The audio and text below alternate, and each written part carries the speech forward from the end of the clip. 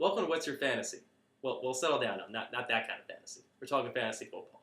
I'm going to give you some thoughts every week, which you can find on DolfansNYC.com, about who to play, who to bench, and some players to think about every week. Put me in cold. I'm ready to play. One of the first rules of fantasy football, as far as I'm concerned, is not being cute. You know what I'm talking about. You see a guy who's going up against a tough defense, and you decide to bench him. There's a guy in my league currently who's benching Adrian Peterson because he's going up against Pittsburgh. Don't touch Adrian Peterson. Play him. You can't touch this. The three worst defenses against the pass are all on buys this week. That's Detroit, Tennessee, and Jacksonville. The fourth worst against the pass? That's Cincinnati.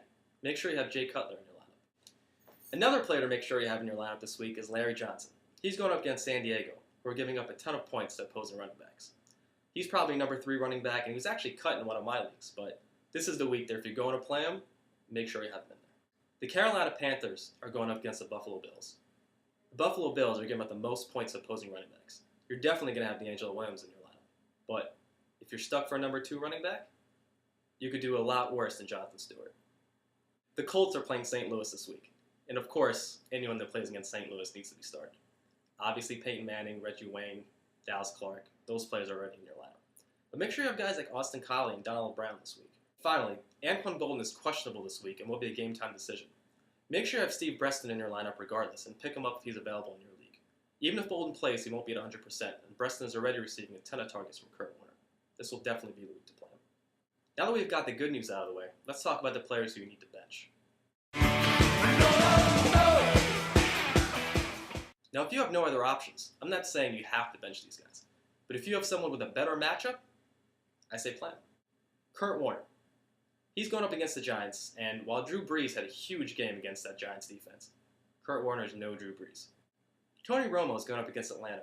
We're actually decent against the pass. He's been turnover prone, Roy Williams isn't at 100%, and Miles Austin just can't be trusted yet. If you have another option, I say bench Romo. This might be the week to bench both Giants running backs. Now, Ahmad Bradshaw has been on fire for the first couple of weeks, but Arizona is actually very tough against the run, and Brandon Jacobs has started slow, and this is not the week where he gets it going. Now, I hope you're not playing Jake Delhomme, because if you are, you probably found yourself in last place. But if you're even considering him as a bye-week replacement this week, just don't do it. He'll probably put up negative points against his tough Buffalo defense. Now, hand-in-hand with Delhomme goes Steve Smith. If you wasted a second-round pick on him, you're stuck, and you probably have to play him. But if you do have other options, once again, you have to leave him on your bench. And finally, the Eagles play the Redskins this week. Now, both teams are actually very solid defensively. And if you have better options than Donovan McNabb, I say this is the week to sit him. Now, I've given you who to start and who to bench. Now, here are some players to think about. You better think about what If you need a bye-week replacement at quarterback, Sean Hill has Frank Gore back in his lineup, which should create more opportunities for him against the Texans, who are actually very susceptible to the pass. The Jets are going up against Oakland.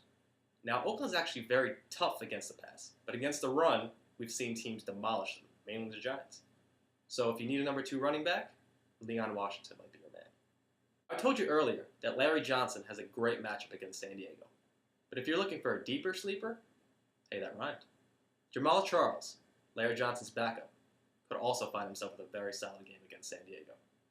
Now, Ben Roethlisberger will air the ball out a ton against Minnesota, meaning that a guy like Mike Wallace could see himself with a couple of targets, maybe haul in a touchdown. James Jones is now set as the Green Bay Packers' number 3 wide receiver. Who's Green Bay playing this week? The Browns. An upset. And finally, I'm actually going to name a Patriot. Yeah, Sam Aiken. He's now the number 3 wide receiver after a couple of injuries and after Joey Galloway was released. They're playing against Tampa Bay. We know that Tom Brady likes to throw the ball. You could do worse. I've given you who to start, who to bench, and who to think about. Now it's time for some questions.